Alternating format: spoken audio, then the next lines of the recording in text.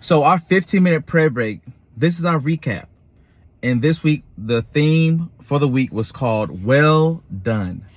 Well done. And I told a story about like my dad, man. My dad, I don't know where he got his taste buds, but he's the type of guy that goes to the restaurant. It's like, I need a steak well done.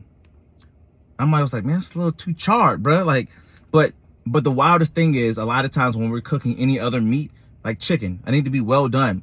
And it requires us to ensure that not just the outside is good, but the inside is good, that it's cooked, well done, and ready to be provided to somebody. Because if you eat chicken that's not well done in the inside, it can make you sick. And so when we're thinking about ourselves, last week we asked God to use us. Like, I want to be used. And God said, cool.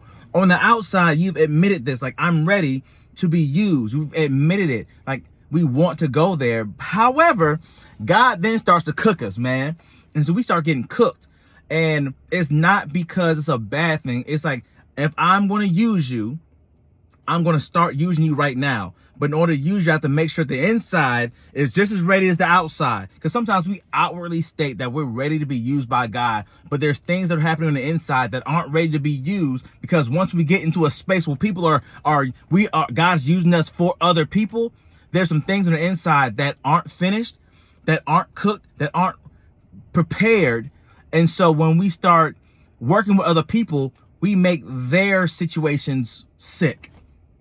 This will preach all day.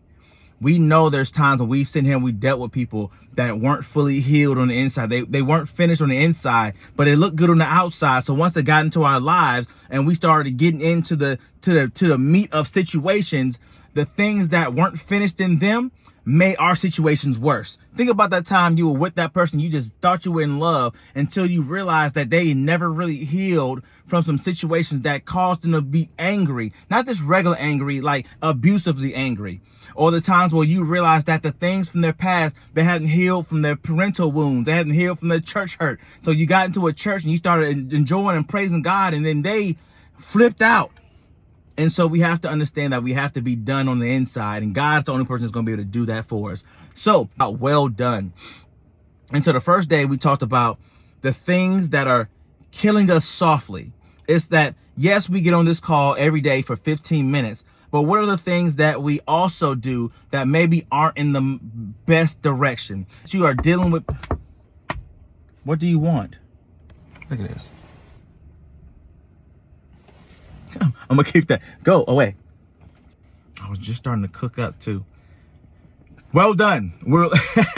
Well done. We were looking at things that are killing us softly, and we were talking about gradual things like the incremental time that gets you better, but you can also do incremental things that make you worse. Oh my goodness, I can be killing myself softly. And so we talked about what are those things that we start to latch onto that we think is just a little bit, but those little bits get us further and further away from God. And then we start talking about pressing my buttons. And we know those situations, those things, those people that they just know the button to push. And so we looked at the Bible when Jesus was walking. He said, "Who touched me?" And it was wild because they were walking through a crowd. They just finished preaching. Jesus was preaching. Him and the disciples were ministering and casting out demons and doing all this work. They're coming through, and people are hearing that Jesus is coming. So they start crowding around. And as they're walking, a man walks up and says, "Jesus, I've been looking for you. I need you to come heal my child." And they're like, "All right, cool. We're going to follow you. Take me to where they are."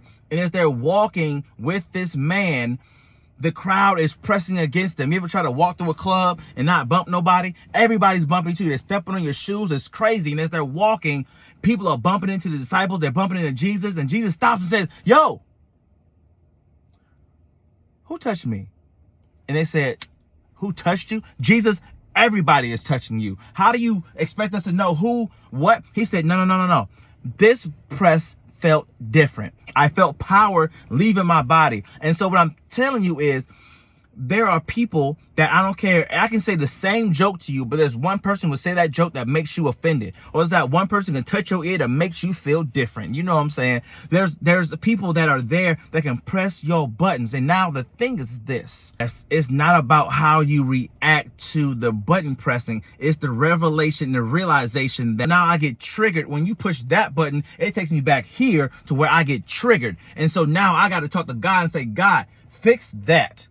Because this button can't affect me. It's this memory, this experience, this recollection that is bothering me, that is causing me to slip up when I'm trying to be cooked.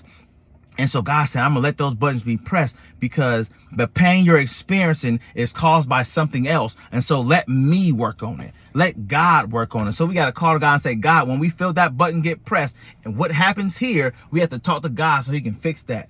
God, help me in my heart. Here, God, calm my spirit. Yes. And so it wasn't just the buttons being pressed. It's now saying, hey, God, I'm praying about this situation over here. And so we said to ourselves, if we want to be cooked for real and well done and ready to be used, God saying, the same way I want to use you to help others, I have to call on others to help you now. And so we said, talk about what you pray about. I'm going to give you a real example that happened because God has been working through us in real time. So my brother came up to me, my Haitian brother. He was like, yo, Kelsey, man, I'm struggling with this. And I was like, yo, bro, it's so wild. And I'm so thankful that you shared that with me because you didn't have to. But we just started talking about what you pray about. He said, man, I've been calling God and asking for clarity. And I said, well, I'm glad I'm here because he sent me to talk to you about this because I already went through this. And so what we're saying is, I can't help you if I don't know you need help. And God's saying, you came to me and told me you wanted help in this space. I sent help. You shut up. And I need you to start speaking because not only is the testimony, but it's sometimes where we are in pain or where we are in need. Jesus said this. He said, I came for the sick. And so if you are sick and you need to be healed, holler at me. But I can't come and fix you unless you tell me that you need fixing. And so we can't sit here and put on our haughty faith. We can't put on our I'm all healed, I'm perfect face because God said, I'm sending people to help you. But I need you to do the step, which is talk about what we talked about in prayer. Talk about with the people I sent around you so they can then minister to you the way I sent them to do. You got to speak up. And I don't mean every time you see somebody cry out, talking about, oh, it's me. No. But God's saying, as you're praying to me, I'm going to send help. And then you have to be able to be open in that safe space so that they can help you heal. I got one more thing for you. You were created but greater. Now, this is wild because we were talking about a hammer and understanding that the hammer has two pieces. And a lot of times we are the hard, strong, metal piece of the hammer that can really knock down anything. We are strong, we are willed, we are uncontrolled.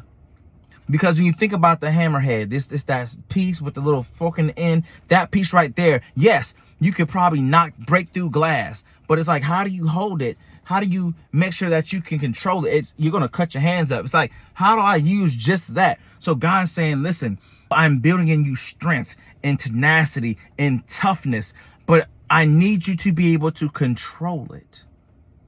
Those gifts I put inside of you, I need you to be able to control it. But you don't know how to handle the strength and all the greatness that I put inside of you. So you have to allow me to work with you. Sometimes I can use my good for bad.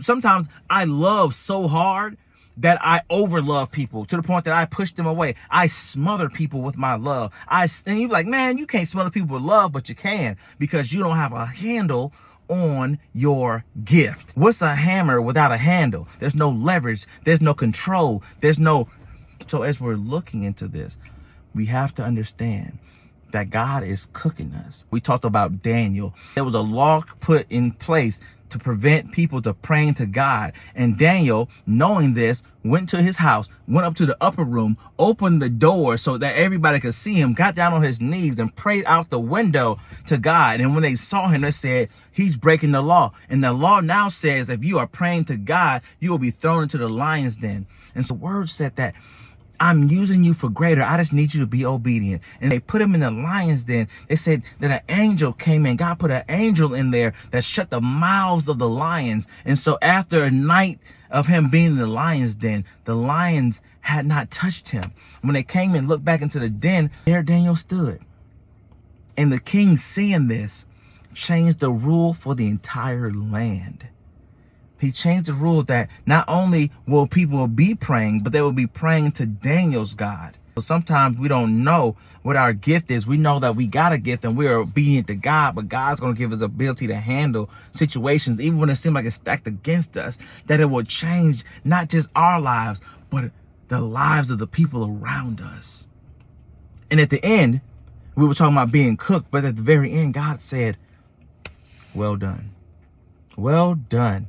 Not only did I send people to help you, but now you are complete and able to help others. And that is what we prayed about, we read about, we talked about this week. I hope you enjoy it. Well done.